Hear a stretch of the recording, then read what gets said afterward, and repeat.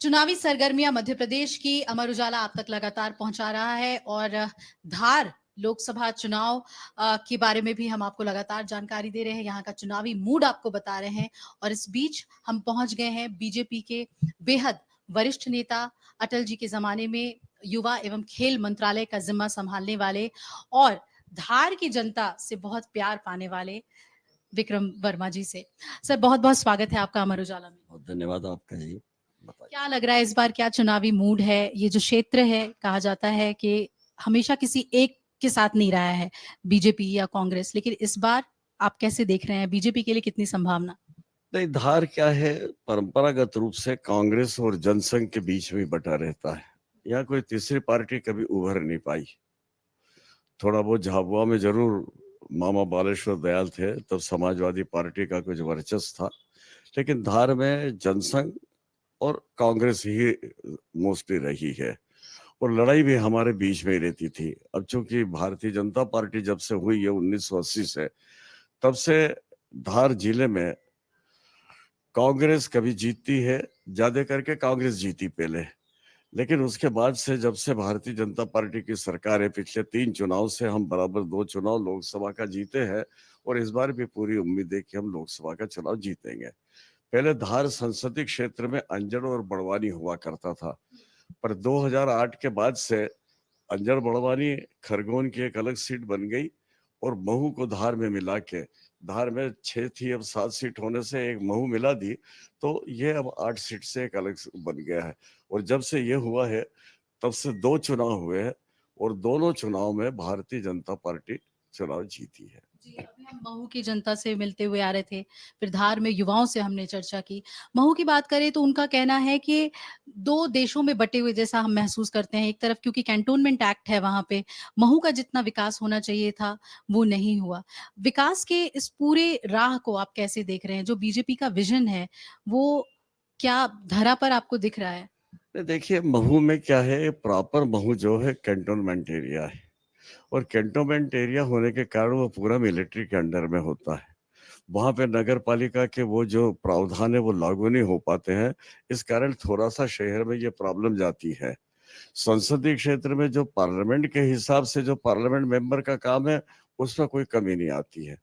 बहुत से काम होते हैं जो स्टेट के होते हैं, तो ये सारा काम, चूंकि पिछली बार तो वहाँ उषा ठाकुर जी कैबिनेट मिनिस्टर भी थी मध्य प्रदेश के, इसमें उसके पहले कैलाश विजयवर्गीय थे, वो भी मिनिस्टर रहे, तो डेवलपमेंट तो हुआ है। सारे ग्रामीण क्षेत्र में आप चले जाइए महू के, एक प्रॉपर महू का मैं इसलिए नहीं कह सकता कि वो कैंटोनमेंट है, लेकिन महू और पीतमपुर के बीच में आप देख लीजिए कितनी कॉलोनियां डेवलप हुई है।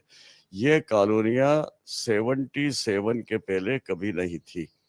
जब 77 में जनता पार्टी की सरकार थी और मैं मिनिस्टर बना था सकलेचा जी की सरकार में, तब हमने पीतमपुर को इंडस्ट्रियल एरिया डिक्लेयर किया और जब पीतमपुर इंडस्ट्रियल एरिया डिक्लेयर हुआ, उसके बाद वो उद्योग आना चालू हुए, तब फिर आसपास के लोग आने लगे, तो उनके रहने के लिए कॉलोनियां बनी, डेवलपमेंट हुआ, पानी की व्यवस्था हुई, ये सारा सब कुछ हुआ। तो कुल मिला के ऐसा नहीं है कि महू का विकास नहीं हुआ, महू का काफी विकास हुआ है। अब ग्रामीण क्षेत्रों में चले जाए, मैं तो एक एक गांव घूमा हूँ महू क्षेत्र का भेरूलाल जी के साथ में, तो हुआ है। लेकिन एक स्वाभाविक रूप से सांसद का इतना बड़ा क्षेत्र हो जाता है कि एक तो जिला हमारा आदिवासी है, अलग अलग जगह पे लोग रहते हैं, दूर दूर लोग रहते हैं। अब डही के इलाके में आप चले जाओ तो एक मकान यहाँ है, दूसरा मकान वहाँ है, तो अब सांसद इतना तो घूम नहीं सकता है। वो मुख्यालय पे, तहसील मुख्यालय पे, ब्लॉक मुख्यालय पे या बड़े बड़े जो हमारे शक्ति केंद्र होते हैं, वहां तक बराबर जाते हैं। बड़ी परियोजना भी लाना सांसद की जिम्मेदारी है। एक रेल परियोजना है जो कि यहाँ पर अटकी हुई है 10 साल से। देखिए, बड़ी योजना में सबसे बड़ी महू को भी हमने जोड़ा है और वो जोड़ा है जो इंदौर से मेट्रो है। वो मेट्रो महू, पीतमपुर और बेटमा को जोड़ते हुए और पूरे इंदौर को जोड़ेगी। तो वो मेट्रो जो आ जाएगी, तो महू का बहुत सा लोग जाते हैं इंदौर काम करने के लिए, व्यापारी भी जाते हैं। मेरे जमाने में तो स्टूडेंट आते थे पढ़ने के लिए Christian college, Holkar college engineering में, तो वो सब ट्रेन से आते थे। तो मेट्रो के हो जाने से ये सारे आवागमन की स्थितियां सुधरेगी और बिजनेस का बहुत बड़ा सेंटर चूंकि अब इंदौर है, इसलिए इंदौर, महू, पीतमपुर बेटमा तक का एक पूरा का पूरा एक तरीके से एक एरिया बन जाएगा। और मैंने पिछले घोषणा पत्र में बोला था और मुख्यमंत्री जी ने भी बोला था कि अब हम बेटमा को डेवलप करेंगे ताकि इंदौर के पास, इंदौर पे प्रेशर कम बने पॉपुलेशन का, और ये आसपास कुछ ऐसे छोटे छोटे पॉकेट बन जाए 5-5, 10-10 लाख के, कि जिसके कारण से ये इंदौर को और भी विकास हो और लोगों को आवागमन की सुविधा के लिए मेट्रो सुविधा हो जाए। आप इतने वरिष्ठ हैं, आप उन नेताओं में से हैं जिनको हम कह सकते हैं कि आप पार्टी के लिए अभिभावक की तरह हैं, चाहे सुमित्रा महाजन हो, आप हो। जनसंघ के ज़माने से आपने स्ट्रगल किया है, ज़मीन पे लड़ाई लड़ी है।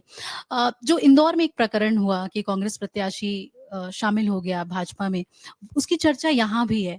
आपके जैसा वरिष्ठ नेता क्या इस पे प्रतिक्रिया अब देखिए, कोई भागी कांग्रेस ने अपना कैंडिडेचर तय करने के पहले पता तो लगाना था कि ये आदमी लोकसभा का चुनाव लड़ सकता है कि नहीं लड़ सकता। जो आदमी कभी पार्षद का चुनाव नहीं लड़ा था, अब उसके और फिर उसके बाद आप उसको सपोर्ट नहीं कर रहे हो। अब वो अकेला पड़ गया। अच्छा, लोकसभा का चुनाव इंदौर का कोई कम खर्चीला तो होता नहीं है। स्वाभाविक रूप से उसको लगा कि भाई ये तो मेरे ऊपर ढोल रहे हैं पूरी तरीके से, और उन सबने हाथ खड़े कर दिए। तो उसके सामने परिस्थिति ऐसी थी कि करे क्या ये। अब यदि कोई कैंडिडेट ही हमारे पास जबरदस्ती आके बैठना चाहेगा तो हम थोड़ी कहेंगे कि नहीं भाई तू भाग जा, नहीं तू चुनाव लड़ कांग्रेस से। हम कोई कांग्रेस से लड़ाने के लिए थोड़ी बैठे हैं। हम तो हमारी स्थिति मजबूत करेंगे। अब यदि वो नाम वापिस ले रहा है तो आप किसी को जबरदस्ती नहीं लड़ा सकते।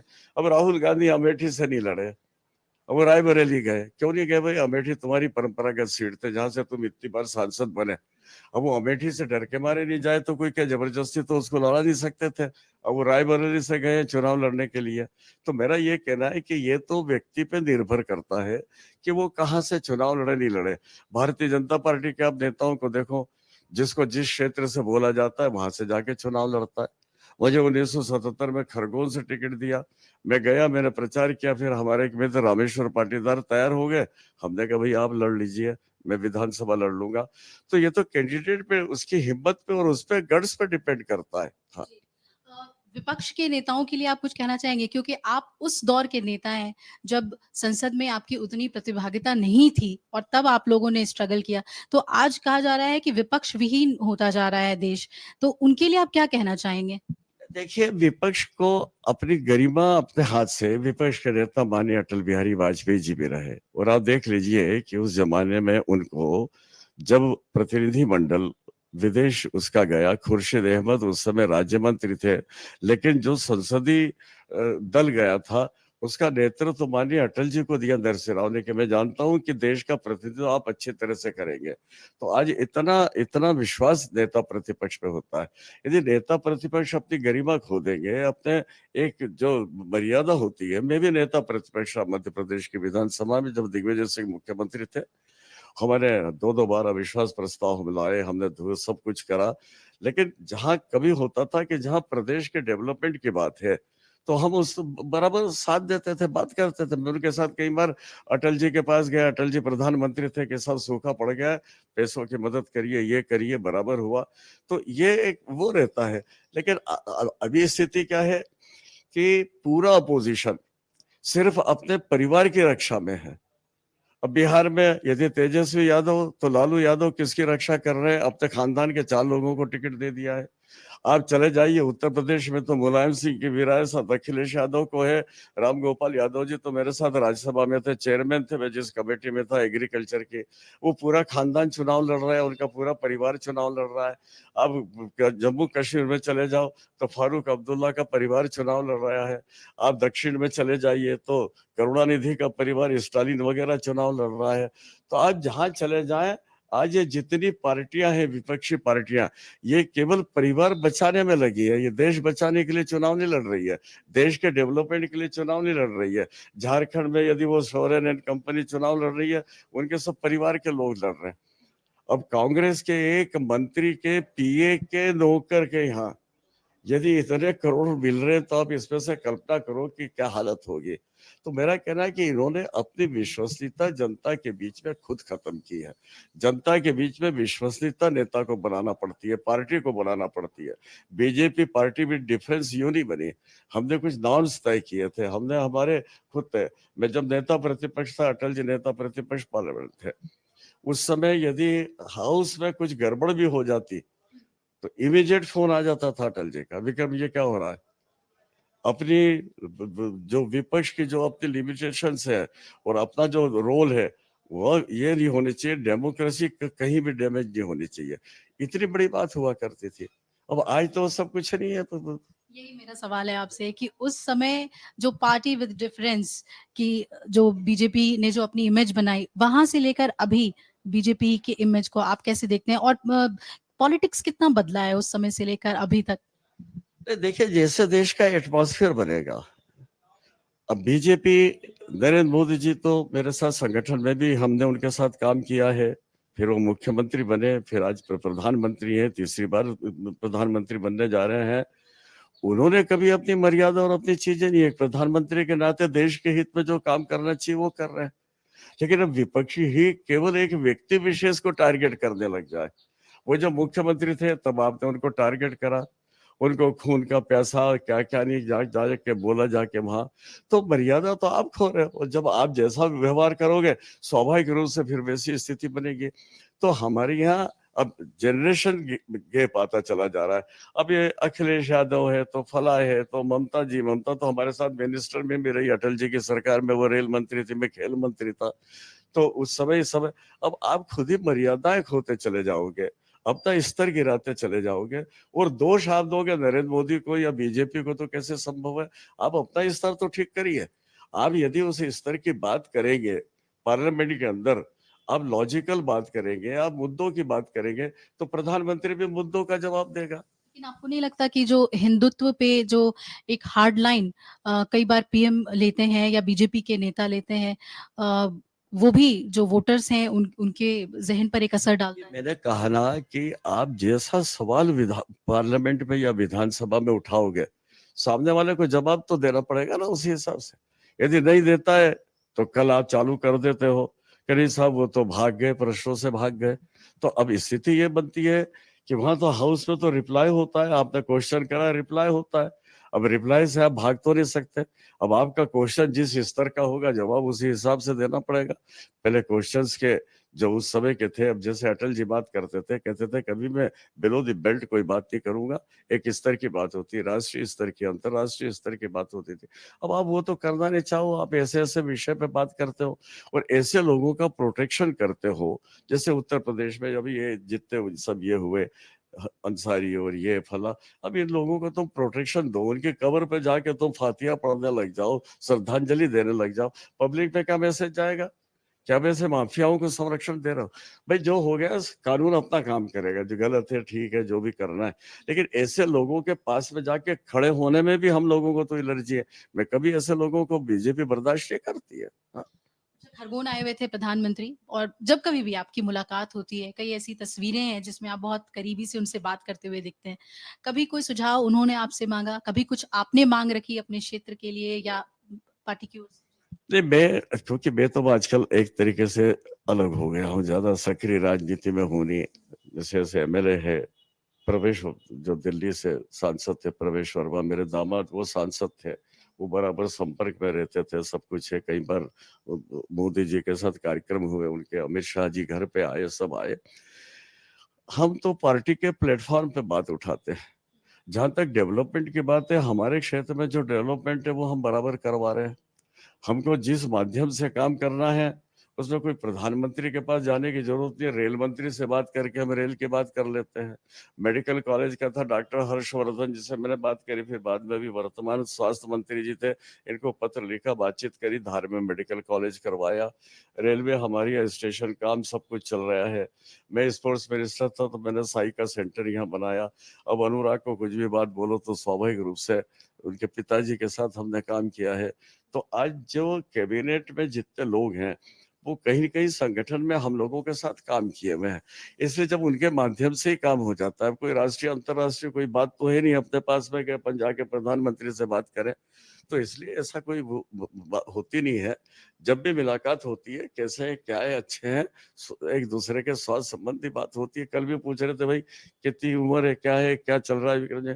मैंने कहा मैं काउंट नहीं करता उम्र, जब तक फिट है काम कर रहे हैं, करते रहते हैं। तो व्यक्तिगत संबंध है। जी। क्या लग रहा है आपको, मध्य प्रदेश में क्लीन स्वीप करेगी बीजेपी, या फिर इस क्षेत्र में खास तौर पे जो आपका क्षेत्र है धार झाबुआ, यहाँ पर कुछ नुकसान हो सकता है बीजेपी को? कितनी सीटें आप एक्सपेक्ट कर रहे हैं इस बार? नहीं, देखिए मध्य प्रदेश में कांग्रेस तो अब एक तरीके से समाप्त होने की स्थिति में। अब बताइए कौन लीडर है आज कांग्रेस का? अब कमलनाथ जी की एज हो गई और उन्होंने अपने आप को एक तरीके से केवल वहीं तक सीमित कर लिया इस चुनाव में। दिग्विजय सिंह ने भी घोषणा कर दी मेरा आखिरी चुनाव है। अब इसके बाद लीडर कौन है? कांतिलाल भूरिया जी खाली झाबुआ तक सीमित हो गए। अरुण यादव जी को आपने लोकसभा विधानसभा कहीं किसी काबिल नहीं समझा। तो आज कांग्रेस के पास तो सबसे बड़ा संकट है लीडरशिप का। अब ये है हमारे उमंग सिंगार जी, इनके पिताजी और मैं 9th-10th में साथ पढ़े, यहीं धार में साथ साथ हम पैदल जाते थे। जमुना देवी जी उस समय इनकी जो बुआ जी थी। तो अब उस समय की आज लीडरशिप कांग्रेस के हर जगह चेहरे दिखते थे। हर छोटे से छोटी जगह पे कांग्रेस का लीडर दिखता था। आज कांग्रेस की लीडरशिप नहीं है और फिर ऊपर से इस प्रकार का कोई नीति भी आपके नहीं है। अब आप घोषणाएं कर देंगे, हम वो कर्जा माफ कर देंगे, हम फला कर देंगे, और वो संभव हो नहीं पाता है। तो उसके कारण से आपकी विश्वसनीयता खत्म होती है। 1 2 3 10 तक आप काउंट करोगे, जब तत्काल कर देंगे हम कर्जा माफ। ऐसी छोटी बातों से नहीं होता है। मुझे याद है कई बार घोषणा पत्र हम बनाते थे और घोषणा पत्र अप्रूव कराने के लिए हम जब दिल्ली जाते तो अटल जी और अडवाणी जी वगैरह बैठते थे। कभी हम बात करते कि हम बिजली फ्री देंगे, तो कहते थे बिजली का फोकट में बनती है, अब कहाँ से दोगे, इतना खर्चा कहाँ से आएगा, ये फला चीज करोगे तो क्या इसके लिए आपने कोई एस्टिमेट किया है? कल से ये सब होगा, खजाना खाली होगा, आप कहाँ से लाओगे, क्या लाओगे? तो कहा ना कि ये सब चीजें ऊपर से नियंत्रित होती है। अब आप ऊपर से ऐसा घोषणा पत्र बना रहे हो, ऐसी घोषणाएं कर रहे हो। अब वो लालू यादव कह रहे कि सारा जो आरक्षण है मुसलमानों को दे देना चाहिए। अब यदि नरेंद्र मोदी उसका जवाब देते हैं और ये बोलते हैं कि भाई इसी प्रकार की बात है, तो आप कहते हो सब नरेंद्र मोदी जी हिंदू मुसलमान कर रहे हैं। अरे भाई शुरुआत तो आपने करी। लालू यादव ने ये बात क्यों बोली कि जो आरक्षण है वो मुसलमानों को दे देना चाहिए? क्या हमारे देश के अंदर संविधान में धर्म के आधार पर आरक्षण लिखा है क्या? हमारे संविधान में जाति और अनुसूचित जनजाति और बाद में ओबीसी हुआ। लेकिन अब आप धर्म के आधार पे, रिलीजन के आधार पे आरक्षण की बात करो। उसके बजाय आप कहते हैं कि भाई जो उसमें से गरीब तबका है या जिनकी आर्थिक स्थिति खराब है उनका मूल्यांकन करो। तो अपन आर्थिक उसके लिए 5-10% का एक आरक्षण किया जा सकता है। लेकिन आप धर्म के आधार पर आरक्षण की बात करोगे तो नरेंद्र मोदी उसका जवाब देंगे, और जवाब देंगे तो फिर आप कहते हो साहब आप हिंदू मुसलमान कर रहे हो। तो इश्यूज ये गलत उठा रहे हैं, गलती इनकी है, और इसीलिए इनकी विश्वसनीयता जनता के बीच में खत्म हो रही है। धार की सियासत का एक केंद्र जो है वो भोजशाला भी बना हुआ है, उस मुद्दे पर आप क्या कहेंगे? नहीं, भोजशाला के लिए मैं इसलिए कुछ नहीं कहना चाहूंगा कि मैटर इज सब जुडिशियल ही अभी कोर्ट में चल रहा है, हाई कोर्ट में चल रहा है। आज आज शायद सुप्रीम कोर्ट में तारीख भी है। अब कोर्ट क्या लाइन लेती है, क्या डिसीजन लेती है, इसलिए उस बारे में कुछ कहा नहीं जा सकता। अभी मात्र सर्वे हो रहा है। सर्वे की रिपोर्ट सुप्रीम कोर्ट में, हाई कोर्ट में जाएगी, उसके बाद वो निर्णय करेंगे। मैं तो लंदन भी होके आया, उस मूर्ति के दर्शन करके आया, 2 बार गया लंदन में इसीलिए, और सारी सब कुछ है। तो वो मूर्ति वहां पे है। वहां पे क्या एक पूरा एशियन खंड है, एशियन खंड में उन्होंने इंडिया की जितनी मूर्तियां हैं सारे सब रख छोड़े हैं, और उसके लिए ये सारी सब कुछ बात है। भारत लाने के लिए कोई कवायद हो रही है? अरे अब वो लाने के लिए यही है कि पहले ये तो कोर्ट लाइन तो तय करे, क्योंकि मुसलमानों ने एक पिटीशन लगा रखी यहाँ पे जबलपुर हाई कोर्ट में। तो जब तक कोर्टों में मामला है तब तक सरकार कुछ कर नहीं सकती है। तो या तो ये बैठ के आपस में तय करें या ये वापिस ले कोर्ट से। अब जब तक कोर्ट डिसीजन नहीं करता है किसी, जैसे अयोध्या का मामला था, जब सुप्रीम कोर्ट ने डिसीजन करा तभी निर्णय हो पाया। तो जब कोई मैटर सब जुडिस हो जाता है तो उसमें फिर शासन निर्णय नहीं कर पाता है, निर्णय कोर्ट को ही करना पड़ता है। ये राम मंदिर का मुद्दा और राम मंदिर के मुद्दे पर जब भाजपा के प्रत्याशी नेता वोट मांगते हैं, आपको लगता है कि ये धर्म के आधार पे वोट मांगना, राजनीति करना सही है? राम मंदिर धर्म का नहीं था। राम मंदिर का मुद्दा बहुत पहले से जब था, और आपको मैं याद दिलाऊं, भारतीय जनता पार्टी राम मंदिर के मुद्दे पे, अयोध्या के मुद्दे पे एज ए पार्टी कभी नहीं आई सामने। ये तो जब ये सारी राजनीतिक पार्टियों ने प्रस्ताव पारित करा शहाबुद्दीन के कहने पे, कांग्रेस, मुस्लिम लीग बगैर सारी पार्टियों ने, उसके बाद पालनपुर की वर्किंग कमेटी में फिर बीजेपी ने प्रस्ताव पास करा कि हम इस आंदोलन का समर्थन करेंगे। हम डायरेक्ट नहीं बोले, वो विश्व हिंदू परिषद ने जो आंदोलन किया या जो उनका नीस ने किया, उस आंदोलन को समर्थन दिया कि हमारा कार्यकर्ता उसमें शामिल हो सकता है। और हमने इसको मुद्दा नहीं बनाया। अरे मुद्दा तो तुमने बनाया कि जब 89 के चुनाव में खुद राजीव गांधी ने जाके अपने चुनाव की शुरुआत अयोध्या से की थी कि नहीं की थी? तो तुम करो, वो सब मान्य है। और भारतीय जनता पार्टी न्यायालय के निर्णय के आधार पर यदि जाके वहां मूर्ति की स्थापना हो रही है और उसमें जा रहे हैं, और ऐसा नहीं कि खाली सारे राजनीतिक दलों को निमंत्रण दिया गया, आप भी जाते, आपको भी क्रेडिट मिलती। अब आप विरोध भी करो और फिर कोई जाए आस्था के आधार पे, तो आप उसकी आलोचना भी करो। दो बातें तो एक साथ नहीं चल सकती। विपक्ष कह रहा है कि ये संविधान को बचाने का चुनाव है। आपको लगता है कि प्रचंड बहुमत के साथ इस बार जब बीजेपी आएगी तो संविधान में तब्दीलियां होंगी, और अगर ये होता है तो क्या ये सही है? अच्छा मेरे को बताइए, संविधान में अभी तक संशोधन नहीं हुए क्या? इंदिरा गांधी ने तो अपने स्वार्थ के लिए संशोधन कर दिया था। जब इलाहाबाद हाईकोर्ट का डिसीजन आया, उसके बाद में कितनी धाराएं बदल दी उन्होंने। तो मेरा कहना है कि तुम संविधान अपने स्वार्थ के आधार पर संशोधन करते चले जाओ। 52, 53, 54 संविधान संशोधन हो चुके हैं। तो संशोधन एक अलग प्रक्रिया होती है। संविधान को पूरा समाप्त करना अलग बात होती है। संविधान को कोई समाप्त नहीं कर सकता। हमारे यहाँ जो संविधान की मूलभूत भावना है, उसके एक शब्द को भी आप चेंज करने जाते हो तो सुप्रीम कोर्ट उस पर सीधे ही बोल देती है कि आप संविधान की मूल भावना के खिलाफ कोई कानून भी नहीं बना सकते। तो ये तो केवल हर चुनाव में इस तरह का मुद्दा, साहब ये कर देंगे, फला कर देंगे, आरक्षण खत्म कर देंगे, यूं कर देंगे, ये केवल वोट बटोरने के लिए है और उसका कुछ नहीं है। केवल मुद्दा बनाने के संविधान कोई नहीं बदल सकता, कोई चेंज नहीं कर सकता। थोड़े बहुत आंशिक संशोधन होते हैं, वो आंशिक जैसे 370 के बारे में या इस तरह की चीजें होती है, तो इसको कोई संविधान बदलना नहीं कहते हैं। और आरक्षण बराबर जो है 10 साल के लिए माननीय मोदी जी ने और आगे उसको बढ़ा दिया है, तो वो भी अपनी जगह यथावत है। एमपी में कितनी सीटें हैं और क्या देश में अब की बार 400 के पार? अब देखिए, एक लक्ष्य तय किया जाता है कि हम इतनी सीटों को टारगेट करेंगे। अब हमारा टारगेट है कि 400 को पार करना। और कल मोदी जी ने बताया, मैं 400 इसलिए बात कर रहा हूं भाई कि ये सारी चीजों को सुरक्षित रखना है। अब उदाहरण के तौर पे सुप्रीम कोर्ट ने एक डिसीजन शहाबुद्दीन वाले मामले में दिया, शाहबानो वाले मामले में, और आपने पार्लियामेंट से चेंज कर दिया। तो उन्होंने कहा भाई इस तरह की स्थितियां न बने। देश के अंदर आरक्षण धर्म के आधार पे आप बात कर रहे हो, हम धर्म के आधार पर आरक्षण नहीं है। बाबा साहब ने जो संविधान में प्रावधान किए हम उसको मानने को तैयार है। ये सब चीजों के लिए इस बात की है। अब 400 का हमारा टारगेट है और कोशिश भी हमारी है। और जो देश का वातावरण है, उस वातावरण को देख के हमको लगता है कि हम 400 के आसपास निश्चित रूप से पहुंच के, और भारतीय जनता पार्टी तीसरी बार भी सरकार बनाएगी, नरेंद्र मोदी जी फिर प्रधानमंत्री बनेंगे, पूरा विश्वास है हमको। आपको बहुत-बहुत धन्यवाद अमर उजाला से इस बातचीत के लिए।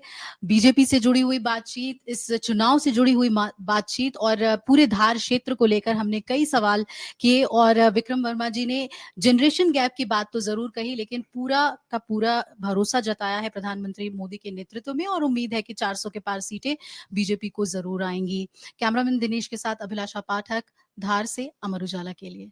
अगर आप ये वीडियो YouTube पर देख रहे हैं तो हमारे चैनल को सब्सक्राइब करें और बेल आइकन को दबाना ना भूलें। अगर आप Facebook पर ये वीडियो देख रहे हैं तो हमारे पेज को लाइक करें।